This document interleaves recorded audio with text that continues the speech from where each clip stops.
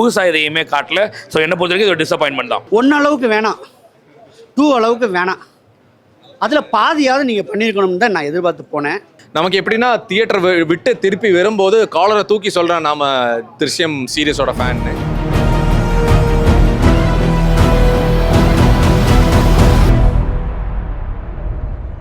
இனிமே அப்படி யோசிக்காதீங்க. அதாவது திருஷ்யம் 1 வந்து பார்த்தீங்கன்னா ஒரு அற்புதமான ஒரு கதை. நம்ம பாப்பநாசம்னு பார்த்துட்டோம். நம்ம அது வந்து ஒரு சூப்பரான ஒரு கதை. அதை அழகாக பிளான் பண்ணி டிசைன் பண்ணி அதை அழகாக முடிச்சு வச்சுருப்பாங்க. முடிஞ்சு போயிடுச்சு அந்த கதை. முடிஞ்சிச்சின்னு பார்க்கும்போது திருஷ்யம் 2ன்னு ஒன்று எடுத்தாங்க. அந்த திருஷ்யம் 2ல் அதை திருப்பி ரீக்ரியேட் பண்ணுற மாதிரி வேறு விஷயங்களை காமிச்சிருப்பாங்க. ரொம்ப அற்புதமாக இருக்கும். இப்போ கேஸே முடிஞ்சு போச்சு, திருப்பி தோண்டி எடுக்கிறீங்களா, பரவாயில்ல இவரை ப்ரெடிக்ட் பண்ணியிருக்காரு முன்னாடி அப்படின்ற மாதிரி நம்ம நினச்சோம். இப்போ திருஷ்யம் 3ன்னு வரும்போது இதில் காட்டாத விஷயத்தை காட்டுவாங்க அப்படின்னு பார்த்தா அரைச்சமாவே திருப்பி அரைச்சி வச்சிருக்காங்க. வேற ஒன்றுமே கிடையாது. பார்ட் 1 பார்ட் 2 அப்படின்ற அந்த பேரை வச்சு பார்ட் 3 உள்ள ஒரு ஸ்கேம் பண்ணியிருக்காங்க. வேற ஒன்றுமே இல்லை. ஒரே ஒரு விஷயம் தான், கிளைமேக்ஸ் அற்புதமாக இருக்குது. படத்தில் நல்லா டிசைன் பண்ணியிருக்காங்க. ஆனால் கிளைமேக்ஸை தாண்டி படத்தில் ஒரு சீன் கூட நம்மளால் ஏற்றுக்க முடியாது. அவ்வளோ கேவலமாக இருக்கும், நல்லா இருக்காது. அதாவது எல்லாமே ரொம்ப ஆர்டிஃபிஷியலாக இருக்கும். ஒரு படம் அப்படின்ற ஒரு இதை எடுத்துகிட்டு நீங்கள் பார்ட் 1 பார்ட் 2 ஹிட் ஆனது காரணம்னா நேச்சராக இருக்கும். நம்ம உட்காந்து பார்க்குற நம்மளை அவ்வளோ கிரிப்பிங்காக வச்சுருப்பாங்க. இதில் அப்படி கிடையாது. எல்லாமே ரொம்ப ஆர்டிஃபிஷியல். நமக்கே தெரியுது அப்பட்டமாக அந்த மாதிரி எடுத்து வச்சுருக்காங்க. ப்ரோ எனக்கு எப்படி சொல்லணும்னா, நான் வந்து 1 பார்த்ததுக்கப்புறம் 1 தான் ஃபேவரட்டாக இருந்தேன். 2 பார்த்ததுக்கப்புறம் 2 தான் ஃபேவரட்டாக இருந்தேன். இப்போ திருஷ்யம் சீரியஸ்லி வந்து 3 தான் என்னோட பர்சனல் ஃபேவரட். ஏன்னா ரைட்டிங் ஆகட்டும், அந்த பிளாட்டாக இருக்கட்டும், அந்த கண்டென்ட்டாக இருக்கட்டும், வேறு லெவலில் இருக்குது.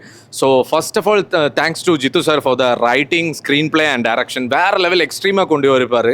ஃபர்ஸ்ட் ஆஃப் வந்து ஸ்லோ பர்னாக இருக்கும். அப்படியே ஒரு கிராக்கர் நம்மளை எப்படி வெடிக்குமோ அப்படியே ஸ்லோ பர்னாக போயிட்டே இருப்பார். அந்த போகும்போது ஒரு செகண்ட் ஹாஃப் வந்து திருப்பி ஒரு ட்விஸ்ட் அடிக்காம பாரு.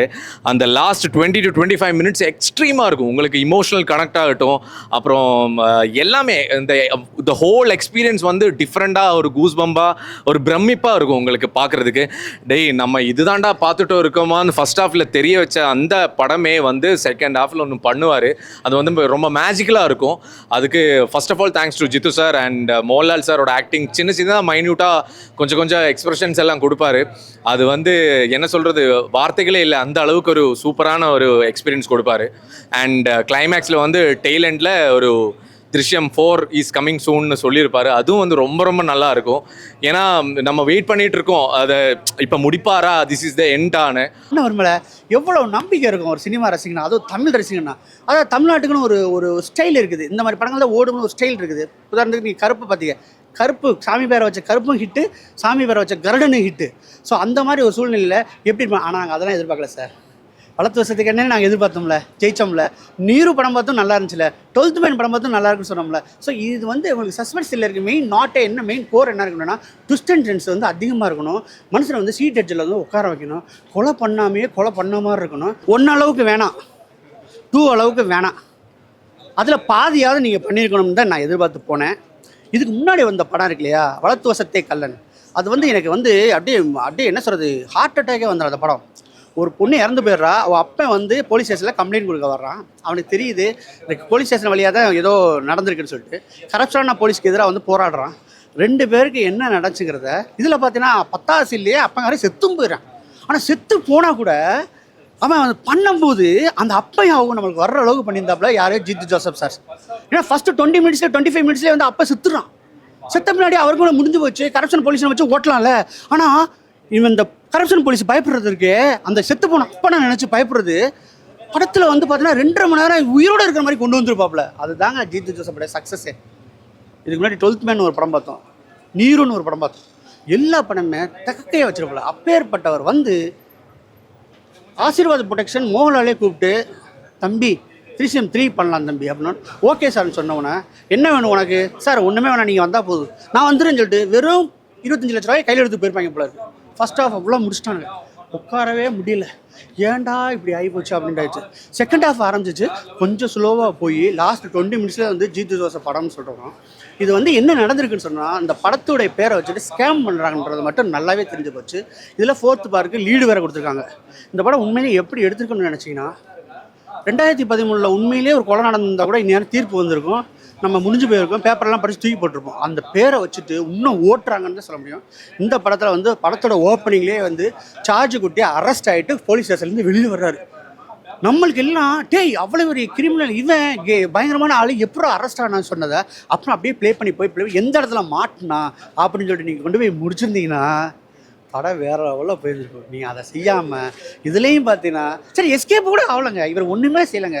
அவர் பழைய படத்தில் என்னென்னு கேட்டேன்னா ஒருத்தர் ராங்கா உள்ளவனா கொலை பண்ணிட்டான், செத்துட்டான், எப்படி வந்து பிள்ளையை காப்பாற்றணும், ஏன்னா குடும்பம் ரொம்ப முக்கியம்னு சொல்லிட்டு காப்பாற்றுறாப்புல. இந்த படத்தில் என்னென்னா அந்த பொண்ணு இருக்கு இல்லையா, அது 16 வருஷம் ஆச்சுல, பெரிய பிள்ளை ஆச்சுல, அந்த பிள்ளை கல்யாணம் நடக்குது. இந்த பொண்ணு கல்யாணம் நடக்கும்போது 13 வருஷம் செத்தெல்லாம் அவன் வைப்பேன், இன்னும் பழி வாங்க வந்து கல்யாணத்தை நிறுத்துக்கு வர்றேன். இது கல்யாணம் நிறுத்த விடாமல் இந்த ஜார்ஜ் குட்டி என்ன பண்ணாருன்னு படம். இதை சொல்லுங்கள் ஒரு கிரிப்பா. இதை போய் மோகன்லால் வந்து ஓகே சொல்லியிருக்காப்ல. ஜீத்து ஜோசப் தான் வேறு வழியில் மாக்கியோ நீ விடுங்கடான்னு சொல்லும்போது இவர் என்ன நினச்சிருக்கா அப்படின்னு கேட்டேன்னா ஏதாவது பண்ணுங்க அப்படின்னா சார் ஒன்றும் இல்லை சார், குடும்பத்து பிரச்சனைக்காண்டி தானே சார் இந்த படத்துடைய மெயின் நாட்டு, இதில் ஒரு பிரச்சனை நடக்குது சார். என்ன பிரச்சனை, மறுபடியும் என் பிள்ளை மாட்டிக்குதா சார், அதை பார்த்தோம்னா திட்டுவாங்க சார். அப்போ என்ன பிள்ளைக்கு கல்யாணம் நடத்த போகிறீங்க சார். அப்போ வந்து பார்த்தீங்கன்னா அந்த பழைய எதிரியை பூரா வந்து கல்யாணத்தை நிறுத்துக்கு ட்ரை பண்ணேன். அப்போ நீங்கள் என்ன பண்ணுங்க சார், அடடே சூப்பராக இருக்குன்னு சொல்லிட்டு இப்படி ஒரு மொக்க கதையை கேட்டு மோகன்லால் பண்ணி வச்சுருக்காருன்னு சொல்ல முடியும். ஏன்னா அவருடைய காசு தானே, பெருசாக ஒன்றும் இல்லை, அதை பண்ணி வச்சுருக்காங்க. பெருசாக ஒரு செலவும் இல்லை, ஓடிடி கூட லாயக்கு இல்லாத அளவுக்கு ஒரு பண்ணி வச்சுருக்காங்க. ஜீத்து ஜோசப்பில் வளர்த்து வசத்தை கல்லன் கூட இப்போயும் ஓடிடியில் வந்து டாப் 3ல் இருந்துக்கிட்டு இருக்கு. இந்த படம் என்ன ஆக போகுதுன்னு எனக்கு தெரில. இது பயங்கர ஸ்கேம். என்னுடைய இது என்னன்னு கேட்டேன்னா below my expectation. This is என்னோடய பாயிண்ட் ஆஃப் வியூ மட்டும்தான், என்னோடய போல தான் நான் சொல்லிகிட்டு இருக்கேன். மற்ற யாருடைய கன்சர்ன் இல்லை. ஒருவேளை அவங்களுக்கு படம் பிடிச்சிருக்கலாம், ஆனால் எனக்கு அந்த படம் பிடிக்கல. இந்த 4ல் என்ன பண்ணுறா சொன்னோன்னா ஒரு மைல்டு ஸ்பாயில் தான், பரவாயில்ல, இந்த மைல்டு ஸ்பாயில் கூட பாதிக்காதுன்னு நினைக்கிறேன். இந்த படத்தில் அவராகவே ஆல்ரெடியாகவே சரண்டர் ஆகிறார் கிளைமாக்ஸில். இதுக்கு அணியாக தான் நம்ம உட்காந்து பார்த்தோம். குற்ற ஒரிஞ்சில் சரண்டர் ஆகிறாரு, நீ ஃபஸ்ட் பார்ட்டில் முடிஞ்சிருக்கணும், இல்லை செகண்ட் பார்ட்லேயே சரண்டர் ஆகிருக்கணும், தேர்ட் பார்ட்டில் கிளைமாக்ஸ்லேயே தான் சரண்டர் ஆவியா அப்படின்ட்டுச்சு. சரண்டர்னாலும் அந்த அம்மா இருக்கே 2013 வந்து மக செத்தவனும் வந்து சோகமாக உட்காந்துச்சு, அது இன்னும் அதே சேரில் உட்காந்துக்கிட்டு இருக்குது. 2026 உட்காந்துக்கிட்டு இருக்குது. கேட்டால் மகன் பாசம்னு சொல்லிட்டு அப்போ வந்து டிவியில் நியூஸ் வருது, ஜார்ஜ் குட்டி வந்து தன்னுடைய குற்றங்களை ஒப்புக்கொண்டு அரெஸ்ட் ஆகிட்டாரு. அப்படிங்கும்போது புருஷங்கார சித்திக்கு அந்த எம்எல்ஏ உனக்கு சந்தோஷமா இப்போ அப்படின்னு சிரிச்சு கேட்குறாரு, படத்தை முடிச்சிடுறாங்க. அப்படின்னா அவர் சந்தோஷம் இல்லையா. அப்போ அது மனசில் என்ன நினச்சிதுன்னா அந்த பொம்பளை பிள்ளையை பழி வாங்கணும்னு நினச்சிக்கிட்டு இருக்கு. ஆமாம், என்ன செய்ய போகிறாங்கன்னு தெரில 4th பார்ட்டு. ஆனால் இந்த பாட்டுக்கு எதிர்பார்த்தவங்க 4th பார்ட்டுக்கெலாம் வெல்கம் பண்ண மாட்டாங்க. நீங்கள் இன்னும் எத்தனை வருஷம் 5 வருஷம் கழிச்சு தான் எடுப்பீங்கன்னு நினைக்கிறேன். பார்க்கலாம். இந்த படம் வந்து சரியான கோடிங் கிடையாது, ஒரு இதுவும் கிடையாது. ஏன்னா நீங்கள் சாதாரண ஓடிடியில் ஓடுற படத்தை விட மோசமாக படத்தை எடுத்து வச்சுருக்கீங்க சார். ஜீத்து ஜோசப் சார்ட்ட வந்து இந்த நாங்கள் வந்து சுத்தமாக எதிர்பார்க்கல. எவ்வளோ பெரிய அறிவாளி தெரியுமா. அப்படியே சொல்லும் பாரு Drishyam 4. அது வந்து நமக்கு எப்படின்னா தியேட்டர் விட்டு திருப்பி வரும்போது காலரை தூக்கி சொல்கிறேன் நாம் Drishyam சீரியஸோட ஃபேன்னு, அந்த அளவுக்கு வர்த்தாக இருக்கும். கண்டிப்பாக மக்களை எல்லாருக்கும் சொல்கிறேன் நான், உங்கள் 200 rupees 150 300 எவ்வளோ நீங்கள் ஸ்பெண்ட் பண்ணுறீங்களோ தியேட்டரில் வந்து அது வந்து கம்ப்ளீட்டாக ஒர்த் வாட்சிங்காக இருக்கும். அந்த அளவுக்கு சூப்பராக இருக்கும்னு நான் உண்மையாக நம்பி சொல்கிறேன். So as a Malayali, I'm so proud that I have seen the cinema in the Rohini Theatre, and so much thanks and hats off to Jittu sir and happy birthday Laleta. Story wise the same அந்த ஃபேமிலியோட conflict தான் பிடிச்சிருக்காரு. Same first second third எல்லாமே same வந்து family plot தான். அந்த family பிளாட்டை எப்படியெல்லாம் convert பண்ணி அது அந்த அளவுக்கு என்ன மாதிரி லூப் ஹோல்ஸ் இருக்குது, அந்த லூப் ஹோல்ஸ் எல்லாம் எப்படி அடைக்கணும், அந்த அந்த அந்த ரைட்டிங் தான் ஒரு பிரமிப்பாக பண்ணியிருப்பார் இப்போ ஜித்து சார். அந்த அளவுக்கு சூப்பராக இருக்கும். ரைட்டிங் கண்டென்ட் வைஸ் எக்ஸ்ட்ரீமாக இருக்கும். நீங்கள் வந்து பார்க்கும்போது நீங்கள் ஃபஸ்ட்டு செகண்ட் வச்சு கம்பேர் பண்ணது ஃபர்ஸ்ட் ஹாஃப் ஏன்டா இது இவ்வளோ ஸ்லோவாக போகுதுன்னு நம்மளே யோசிக்க வைப்போம். என்னோட தமிழ் கொஞ்சம் தப்பாக இருந்தால் மன்னிச்சுக்கோங்க, மலையாளி தான், அதான் முதல்ல சொல்லிக்கிறேன். ஸோ அந்த அளவுக்கு யோசிக்கும் போது அது அப்படியே ட்விஸ்ட் பண்ணுவார் செகண்ட் ஹாஃபில். அது ஒரு லாஸ்ட் 20 to 25 minutes வந்து எக்ஸ்ட்ரீமாக இருக்கும். இமோஷனல் கனெக்ட் ஆகட்டும், ஆக்டிங் ஆகட்டும், அந்த ரைட்டிங், அந்த சீக்வன்ஸு, இந்த ஸ்க்ரீன் பிளே, அவரோட எக்ஸிக்யூஷன், முக்கியமாக டேரக்டரோட அந்த விஷன் வந்து ரொம்ப சூப்பராக வந்திருக்கு. ஸோ ஒர்த் வாட்சிங்காக இருக்கும். ஆமாம், கண்டிப்பாக லாலட்னோட நம்ம எக்ஸ்பெக்ட் பண்ணுறது வந்து ஒரு மீசா அந்த முறுக்கிறது, அப்புறம் ஒரு ஃபைட் சீக்வன்ஸு, அந்த முண்டு மடக்கிறது, வேஷ்டி மடக்கிறது, அதெல்லாம் நம்ம எக்ஸ்பெக்ட் பண்ணுறோம். ஆனால் வந்து ஃபேமிலி மேனாக பார்க்கும்போது அது வந்து திருஷ்யத்தினால தான் முடியும்னு நினைக்கிறேன். அந்த அளவுக்கு ஒரு ஜார்ஜ் குட்டி அந்த கேரக்டருக்கே வந்து ரொம்ப இமோஷனல் கனெக்ட் இருக்குது அந்த ஆடியன்ஸ் கிட்ட. அந்த ஆடியன்ஸ்க்கு எவ்வளோ கனெக்டடாக இருக்கும் ஜார்ஜ் குட்டி, அவரோட சின்னதாக மைன்யூட்டான எக்ஸ்பிரஷன்ஸ் எல்லாம் எப்படி கொடுப்பாரு, அது வந்து ரொம்ப ஈஸியாக சாதிச்சிட்டாருன்னு நினைக்கிறேன். அந்த ஈஸினஸ் அந்த மோகன்லால் சாருக்கு மட்டும்தான் அது இருக்குன்னு நான் பர்சனலாக நம்புகிறேன். அண்ட் என்னோட பர்சனல் ஃபேவரட் இப்போ வந்து Drishyam சீரியஸ்லேயே Drishyam 3 இருக்கும். கண்டிப்பாக Drishyam 4 I am waiting. And கண்டிப்பாக எல்லாரும் வெயிட் பண்ணுவாங்க, தியேட்டரில் படம் பார்த்த எல்லாருமே அது வெயிட் பண்ணுவாருன்னு நினைக்கிறேன். அதுக்காக தான் அந்த டெய்லண்டே கொடுத்துருப்பாரு. அப்படிலாம் கிடையாது. 1 and 2 பார்க்க வேண்டிய அவசியம்லாம் கிடையாது. 1 and 2 நீங்கள் பார்த்தா தான் அந்த ஃபீலை புரிஞ்சு நீங்கள் பார்ட் 3ல உட்கார முடியும். 2வே எனக்கு தெரிஞ்சு நிறைய பேர் பார்த்துருப்பாங்களான்னு தெரியல, ஏன்னா அது மலையாளத்தில் மட்டும் தான், தமிழில் வரல. பட் நான் அதுக்காகவே வந்து தமிழ் சப்டைட்டில் படித்து நான் பார்த்தேன் அந்த படத்தை 2 நாளாக. பட் இவ்வளோ பார்த்து வந்து பார்ட் 3 எதிர்பார்த்த அளவுக்குலாம் பார்ட் 3 இல்லை, ரொம்ப மொக்க தான் உண்மையிலேயே. பெரிய டிசப்பாயின்மெண்ட். பார்ட் 4க்கு வேற லீடு கொடுக்குற மாதிரி கொடுத்து வச்சிருக்காங்க. பார்ட் 4க்கு இவங்க கொடுத்த லீட் நல்லா இருக்கு, கிளைமேக்ஸ் போர்ஷன். ஆனால் சார் நம்ம பார்த்துட்டோம், எல்லாத்தையுமே பார்த்துட்டோம், எப்படி இறந்து போனார், என்ன பண்ணா, என்னென்ன இதெல்லாம் பண்ணாங்கன்ட்டு. அதை தாண்டி வேறு ஏதாவது புதுசாக காமிச்சா பரவாயில்ல, அதையே தான் திருப்பி காட்டுறாங்க.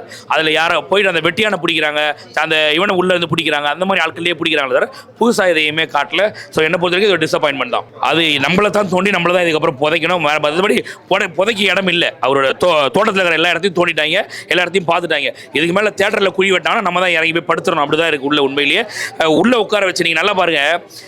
அந்த கிளைமேக்ஸ் ஒரு காலவர் உண்மையிலேயே சூப்பராக இருக்குது. ஆனால் அந்த கிளைமேக்ஸ் காலவரை நீங்கள் பார்க்கணுன்னா 2.25 மணி நேரத்துக்கு கடந்து தான் நீங்கள் பார்க்கணும். நீங்கள் அந்த 2.25 மணி நேரம் ஊமை குத்து வாங்க நம்மளால முடியல நம்மளால. அதனால் பார்ட் 4 வந்துச்சுனாக்கா ரிவ்யூ கொடுத்ததுக்கப்புறமா வேணா வந்து பார்க்கலாமே தவிர, மற்றபடி எனக்கு தெரிஞ்சு ஜீத்து ஜோசப் எடுக்க மாட்டார் பார்ட் 4. இதோட விட்டுருவாப்புல. அந்த அளவுக்கு உள்ள வாங்கின அடி அப்படி ஒன்றுமே இல்லை சார், பெருசாக ஒன்றும் இல்லை. பெரிய டிசப்பாயின்மெண்ட் சார்.